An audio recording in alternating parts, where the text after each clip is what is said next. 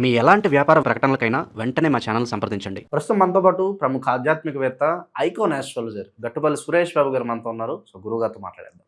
గురుగారు నమస్కారం. జై శ్రీమన్నారాయణ. సో ఫిబ్రవరి మాసం విశేషంగా మిథున రాశి వాళ్ళకి ఈ నెల ఎటువంటి అదృష్టాన్ని తీసుకురాబోతుంది, ఎటువంటి విషయాల్లో ఎక్కువగా జాగ్రత్తలు తీసుకోవాలి, ఓవరాల్గా పరిహారాలు కూడా తెలియజేయండి. ఖచ్చితంగా మనకి ఓవరాల్గా చూసుకున్నప్పుడు ఏంటంటే 2026 సంవత్సరం ఫిబ్రవరి మాసం వరకు అప్పుడే వచ్చేసాం.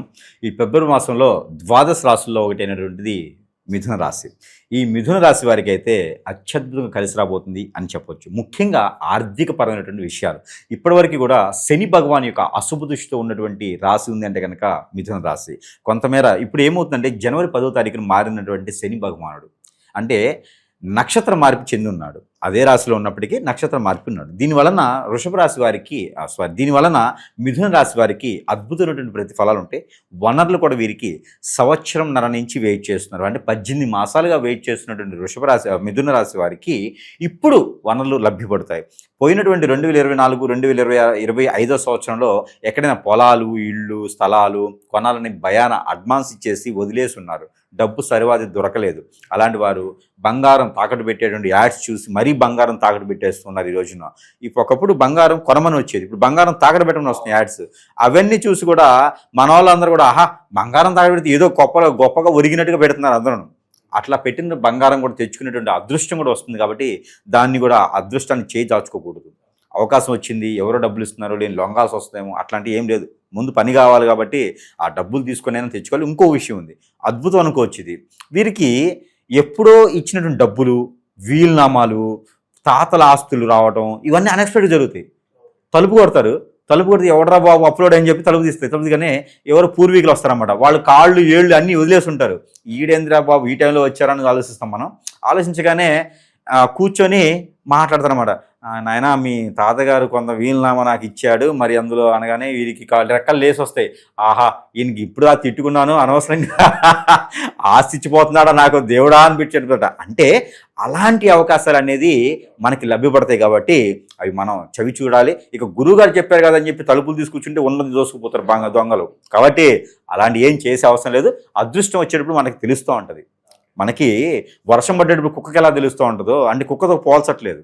అంటే అలాంటి అదృష్టం వచ్చినప్పుడు మన మైండ్ సెట్కి ఆటోమేటిక్గా మన పాజిటివిటీ తెలుస్తుంటే ఏదో నాకు మంచి జరగబోతుంది అనే ఒక అవగాహన ఖచ్చితంగా ప్రతి మనుషులో ఉంటుంది. అది ఈ రోజుల్లో వారికి ఉన్న స్ట్రెస్ని బట్టి ఆ గ్రహణ రావట్లేదు. కాబట్టి ప్రతి ఒక్కరు ఆలోచిస్తే కూర్చొని ప్రతి ఒక్కరికి ఒక స్ట్రెస్ ఉంటుంది, ఒక మైండ్ సెట్ ఉంటుంది. వాళ్ళు అవగాహన చేసుకోవచ్చు. రేపటి రోజు ఇది చేయాలి అనుకుంటే ఖచ్చితంగా చేస్తారు. ఈ రోజుల్లో అంత పట్టుదల ఉండట్లేదు ఎవరికి, మనకు కూడా ఉండట్లేదు. కాబట్టి దాని వరకు వెళ్తే ఆర్థిక స్థితిగతులు అయితే మాత్రం నెంబర్ 1గా ఉన్నాయి. ఇంకా కూడా కలిసి రావాలనుకుంటే కనుక బుధునికి కానీ గురువుకి కానీ వారు పరిహారం చేసుకోవాలి. 1 డజన్ అరటిపళ్ళు పచ్చ పెసలతో గుగ్గిళ్ళు చేసి విష్ణుమూర్తికి అంటే రాముల వారికి, కృష్ణుడికి కనుక నైవేద్యం పెట్టినట్టే ఆర్థిక సమస్యలు ఇంకా కూడా మెరుగవుతాయి. సజ్జలు ఒక గుప్పెడు తీసుకుని పౌరాలు వేయడం ద్వారా ఇంకా వారికి మెరుగుపడేదానికి అవకాశం ఎందుకు కనిపిస్తుంది. కాబట్టి ఆర్థికపరమైన ఇబ్బందులు చాలా బాగుంటాయి. కుటుంబ పరంగా family, love and affections, relations ఓవరాల్గా ఎలా ఉండబోతుంది? లవ్ ఉంటుందండి, ప్రేమిస్తూ ఉంటారు. వీళ్ళు కూడా చాలా సెన్సిటివ్ తత్వంతో ప్రేమిస్తూ ఉంటారు. అమాయకంగా కనిపిస్తారు. అసలు మిథున రాశి వాళ్ళు ఉంటారండి, ఎంతటోళ్ళైనా సరే చూస్తే పాపం వాళ్ళకి ఏం తెలియదండి, అమాయకులండి. అసలు వాళ్ళతో పాపం అసలు వాళ్ళు అలాంటి వాళ్ళు కాదండి, అలా కనిపిస్తారు. కానీ మామూలు కాదండి, లోపల మనుషులు అంత ఉంటారు. వాళ్ళు మామూలు మేధావులు కాదు. వారికి పెట్టేసి ఇలా చూస్తూ ఉంటారన్నమాట, ఏం సంబంధం లేనట్టుగా. అంత తెలివి కళ్ళ వాళ్ళకి లవ్ లేదంటే ఎవరు నమ్ముతారండి? ఖచ్చితంగా లవ్ ఉంటుంది. కాకపోతే ఆ లవ్ అనేది తండ్రి మీద, తల్లి మీద, చెల్లి మీద, అక్క మీద, బావ మీద, కుటుంబ వ్యవస్థ మీద లవ్ ఉంటుంది.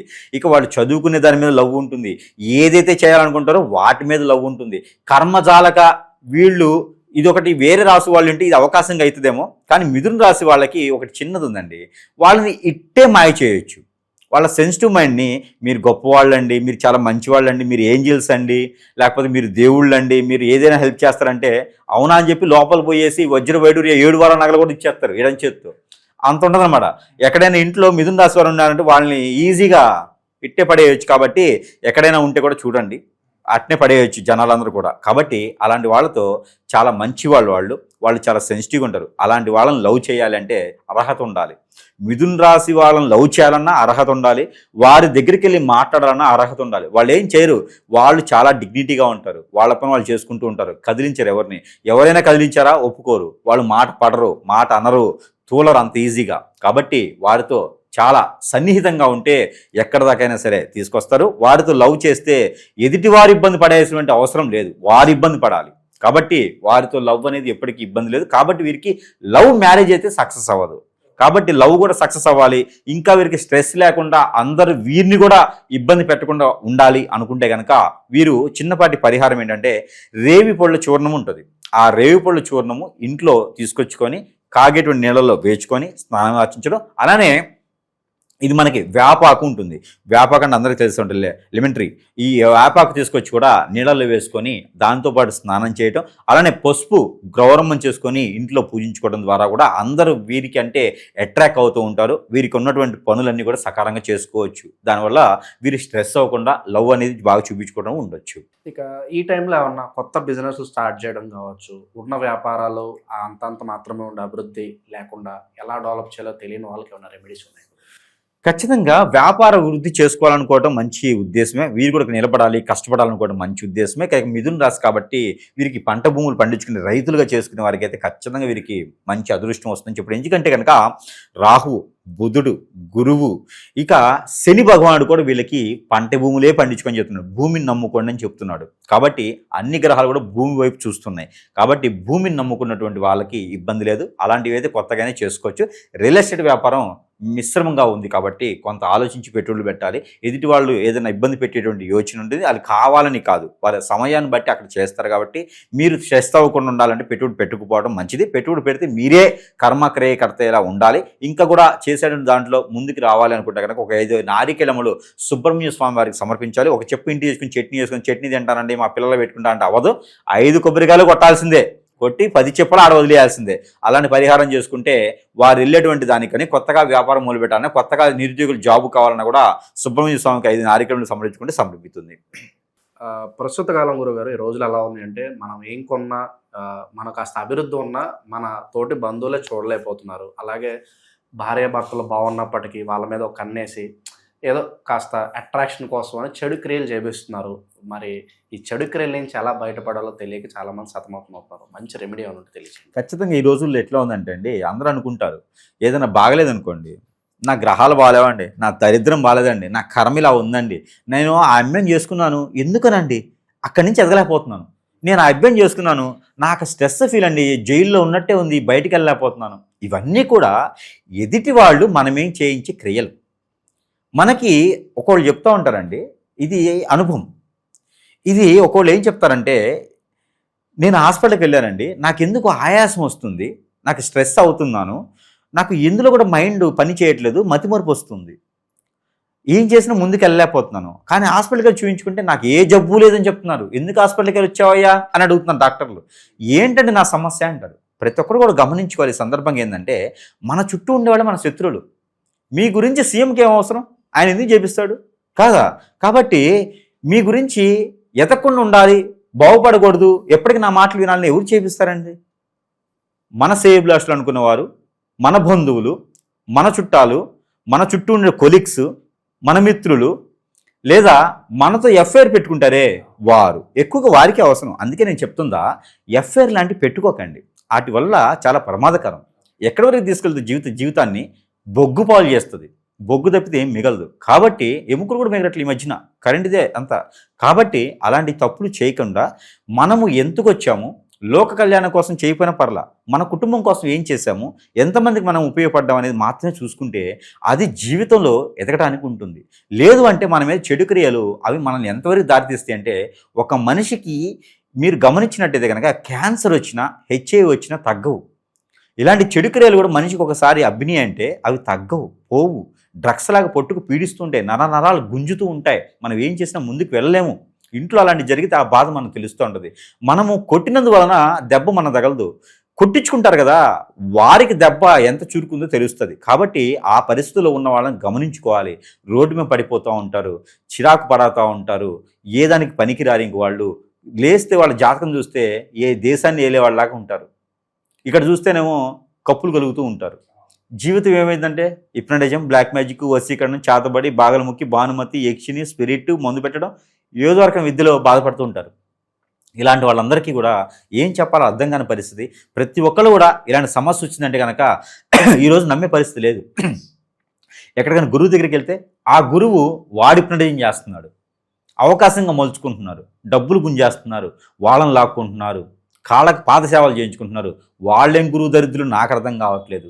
ఇలాంటి వ్యవస్థలో ప్రతి ఒక్కరు కూడా ఎవరి జాగ్రత్త, ఎవరి అవేర్నెస్ వాళ్ళు తీసుకోవాల్సిందే, ఎవరి జాగ్రత్తలో వాళ్ళు ఉండాల్సిందే. ఇవన్నీ కూడా దయచేసి వినండి, జాతకాల్లో ఉండవు. నాకేదో బాగలేదని కాదని రేషన్ కార్డో జాతక బుక్కో తీసుకెళ్ళి, పాస్పోర్టో తీసుకెళ్ళి గురువుకి ఇస్తే ఏం చేయడు, దాంట్లో ఉండదు. గ్రహాల యొక్క స్థితిగతులు మనిషిని చంపవు, ఇబ్బంది పెడతాయి అంతే, చైతన్యాన్ని తీసుకొస్తాయి. వాటికి పరిహారాలు చేసుకుంటే సరిపోతుంది. ఇలా మానవుడు చేయించేటువంటి చెడు క్రియల్ని అవి ముళ్ళుతోనే తీయాలి. అవి కొంతమంది మాత్రమే చేయగలుగుతారు, నాలాంటి వారు. కాబట్టి ఏదైనా కావాలంటే సంప్రదించవచ్చు. నేను మంచి చేసేవాడిని కానీ చెడు చేసేవాడిని కాదు. ఎందుకంటే కనుక చెడు క్రియల్ని తీసేసేదానికి నాలాంటి వాళ్ళు వస్తూ ఉంటారు అప్పుడప్పుడు. కాబట్టి ఎవరికైనా ఇబ్బంది ఉంది, స్ట్రెస్ ఉంది, భార్య వెళ్ళిపోయింది, భర్త వెళ్ళిపోయినాడు, పిల్లలు వెళ్ళిపోతున్నారు, ఇలా హిప్నటిజం అయిందయ్యా నాకు అర్థం కావట్లేదు అనుకున్న వాళ్ళు ఉంటే సంప్రదిస్తే వారి బాధని కొంతమేర తగ్గించడానికి ప్రయత్నం అయితే మనం చేసేదానికి అయితే సిద్ధంగా ఉన్నాం. దానికి చిన్నపాటి పరిహారం రాలేటువంటి వారు చేసుకోవచ్చు. ఆ పరిహార నిమిత్తం కూడా ఏంటంటే కనుక నల్ల నువ్వులు, నల్ల మినుములు, నల్ల ఉలవలు ఇవి తీసుకొని, అలానే తెల్ల ఆవాలు, ఇవన్నీ కూడా 20 గ్రాములు తీసుకోవాలి. ఒక నల్లని బ్లౌజ్ పీస్లో కట్టాలి. జీడి గింజలు 5 కూడా కట్టుకోవాలి. అలానే వారు ఎవరైతే ఇంట్లోంచి వెళ్ళిపోయినారో, ఎవరికైతే హిప్నటిజం లాంటిది జరిగిందో వారి యొక్క వెంట్రుకలు కానీ బట్ట ముక్క కానీ తీసుకోవాలి. తీసుకొని ఒక మట్టి కుండలో పెట్టేసి దానిపైన మూత పెట్టి గోధుమ పిండి ఉండలా చేసి దానికి చుట్టూతా కట్టాలి. అది పొయ్యి మీద పెట్టి కాల్చాలి. కాలిస్తే మనలో జరిగినటువంటి చెడు క్రియ ఏదైతే ఉందో ఆ చెడు క్రియ అంతా అందులోకి వెళ్ళిపోతుంది. కర్పూరం బిళ్ళ కూడా అందులో వేస్తే కాలిపోతుంది. ఆ కాలిన తర్వాత ఆ కుండను తీసుకెళ్ళి ఓపెన్ చేయకూడదు, మళ్ళీ ఆ కుండను తీసుకుని వెళ్ళి పారేడు నీటిలో వేయాలి. ఈ పరిహారం కొంచెం ఇబ్బందికరంగా ఉన్నా ఇలాంటి చేస్తేనే వారికి జరిగినటువంటి క్రియ పోతుంది. ఇంకా బాధకరంగా ఉందంటే ఖచ్చితంగా సంప్రదిస్తే వారి పరిష్కార మార్గం అయితే ఖచ్చితంగా మనం చూపిద్దాము. సమాజంలో పేరు ప్రఖ్యాతులు పరిస్థితి ఏంటి గురుగారు? వీళ్ళకి ఏమన్నా ఎలా ఉండబోతున్నాయి? వీరికి మిథున రాశి వారికి పేరు ప్రఖ్యాతికి, హోదాకి, డబ్బుకి వీళ్ళకేమి ఇది లేదు. వీరికి మంచి పేరు ప్రఖ్యాతి ఉంటుంది. వీరు డాక్టర్ లాంటి రంగాలు, రాజకీయ లాంటి రంగాల్లో ఉన్నట్టయితే కనుక మంచి పేరు ప్రఖ్యాతే కాదు, హోదా కూడా వస్తుంది, పలుకుబడి కూడా వస్తుంది. కాబట్టి అలాంటి రంగాల్లో వెళ్ళాలి. కానీ ఒకటి, జీవితంలో చెప్పుడు మాట వినకూడదు. మిథున రాశి వారికి శాపం అది. జీవితంలో చెప్పుడు మాటలు విన్నారా అంతే, గాలం వేసేస్తారు. చేపకు గాలం వేస్తారు కదా, అలా గాలం వేసి చిక్కును లేపుతారు. ఇలాగా అలా లేపడం వల్ల ఏది, చేప కోల్పోతుంది. కాబట్టి చెప్పుడు మాటలు వినకుండా ఉన్నంత వరకు జీవితంలో ఎదిగేదే ఉంటుంది. ఇటు వినాలి, ఇటు వదిలేయాలి. కాబట్టి అలాంటి చెప్పుడు మాటలు వినే వాళ్ళు ఉన్నారు అంటే వాళ్ళు నాశనం అయిపోతారు. మహిళలు కూడా చాలా మంది ఆదరిస్తున్నారు మన వీడియోలు, వాళ్ళు అడుగుతున్నారు. సో వాళ్ళ కోసం మనకి ఈ మధ్య మహిళలు ఎక్కువ ఫ్యాన్స్ అవుతున్నారు. అది మనం ఏం చేయాలి, మన ఫేస్ రీడింగ్ అలాంటిది. ఇకపోతే మహిళలు ఇక్కడికి వచ్చేసప్పటికి ఎంతో కష్టపడుతూ ఉంటారు, జీవితంలో ఎదగాలనుకుంటారు. మన భారతదేశం చేసుకున్న అదృష్టం ఏంటి తెలుసా? మహిళలు కూడా సగపాటు జీవితం భర్తలతో పాటు కావచ్చు, మగవారితో పాటు కావచ్చు కష్టపడతారు. మహిళలు మోసం చేసిన చరిత్ర లేదు, మోసపోయిన చరిత్రే ఉంటుంది. మన భారతదేశ చరిత్రలో చాలా ఉన్నాయి. మహిళలకు చెప్పుకోవాలంటే చాలా ఉంటుంది చరిత్ర. కాబట్టి అలాంటి గొప్పవాళ్ళు మహిళలు లేనటువంటి ప్రపంచం వ్యర్థం, మహిళలు లేనటువంటి ఆలయాలు వ్యర్థం, మహిళలు లేనటువంటి ఇల్లు వ్యర్థం. రిలేషన్ ఏదైనా కావచ్చు, కానీ మహిళ నుండి ఎక్కడైతే ఉంటుందో అక్కడ జీవితం బాగుంటుంది. వారి ఆదరణ చాలా గొప్పది. కాబట్టి వారొక్కరు బాగున్నారంటే ఇంటి మొత్తం మహిళ ఏడవకుండా ఉంది అంటే ఇల్లు మొత్తం కూడా ధనధాన్యాలు తొలదొగుతాయి. అలాంటి మహిళల గురించి ఒక చిన్న పరిహారం ఏంటంటే, వారు ఏ రంగంలోనే ఎదగొచ్చు. అందులో మిథున రాశి వారు కాబట్టి బ్యాంకింగ్ సెక్టారు, ఫైనాన్స్ సెక్టార్ చూసుకుంటే హోమ్ మినిస్టర్ లాగా, అంటే మన హోమ్ మినిస్టర్ లాగా కాదు, లేకపోతే ఆంధ్రప్రదేశ్ హోమ్ మినిస్టర్ లాగా కాదు. హోమ్ మినిస్టర్ అంటే అలా అంటారు, ఇంట్లో ఉండేటువంటి ఆడవారు అందరినీ హోమ్ మినిస్టర్ అంటారు. అలాంటి హోమ్ మినిస్టర్ సైతం మనకి ఏదైనా సరే చేసుకున్నట్లయితే కనుక అన్ని రకాల రంగాల్లో బాగుంటారు. కాబట్టి ఎక్కువగా ఫైనాన్స్ సెక్టార్లో ప్రయత్నం చేస్తే జాబ్ పరంగా కావచ్చు, బిజినెస్ పరంగా కావచ్చు వారు చేసుకోవచ్చు. బొటిక్ రంగాల్లో బాగున్నాయి, డాక్టర్, మెడికల్ షాప్స్, డయాగ్నోస్టిక్స్ లాంటి రంగాల్లో బాగున్నాయి. పంట భూములు పండించి మార్కెటింగ్ రంగాల్లో కూడా బాగుంది. అలాంటి సెక్టార్ చేసుకునే దానికి చిన్నపాటి పరిహారం కూడా ఉంటుంది. వారికి ఏంటంటే కనుక ప్రతిరోజు ఇంట్లో ధూపం వేసుకోవటం, అలానే వేసేటువంటి ధూపంలో కనుక వారు దాల్చిన చెక్క పౌడరు కొంత వేసుకొని ధూపం వేసినట్టే ఇంట్లో నెగిటివిటీ కూడా అంతా పోయేసి అష్టైశ్వర్య ప్రాప్తి కలిగేలా ఉంటుంది. కానీ ప్రతిరోజు నిత్యం కూడా గడపలో ముగ్గు వేయడం అది చేస్తే కనుక వీరికి అష్టైశ్వర్య ప్రాప్తి కలిగేలా ఉంటుంది. కాబట్టి ఈ చిన్నపాటి పరిహారం. మరొకటి, అన్నం తినే ముందు కానీ లేదా టిఫిన్ చేసే ముందు కానీ ఒక చిన్న స్వీటు ఏదో ఏమి లేదురయ్యా అంటే ఇంట్లో బెల్లం ఉంటుంది కదా, నోట్లో వేసుకుంటే సరిపోద్ది. అలాగా ఇంట్లో ఉన్న వాళ్ళు మొత్తానికి కూడా తినిపిస్తే కూడా షుగర్ ఉన్నాయి, బీపీ ఉన్నాయి, కొలెస్ట్రాల్ ఉన్నాయి, ఏదున్నా పర్లే, ఏమి ఇబ్బంది లేదు. దాంతో ఒక 50 గ్రాముల స్వీట్ ఇచ్చి 1 కిలో కారం పెడితే సరిపోతుంది. కాబట్టి ఇంట్లో వాళ్ళందరికీ కూడా ఆడవారు ఉన్న ఇంట్లో వారితో పాటు పిల్లలు పెద్ద అందరూ కూడా స్వీట్ తిని ఏదైనా తింటే కనుక వారికి అష్టైశ్వర్య ప్రాప్తి కలుగుతుంది. ఇక వీళ్ళకి కలిసి వచ్చే కలరు, కలిసి వచ్చే వారం, కలిసి వచ్చే నెంబర్ తెలియజండి.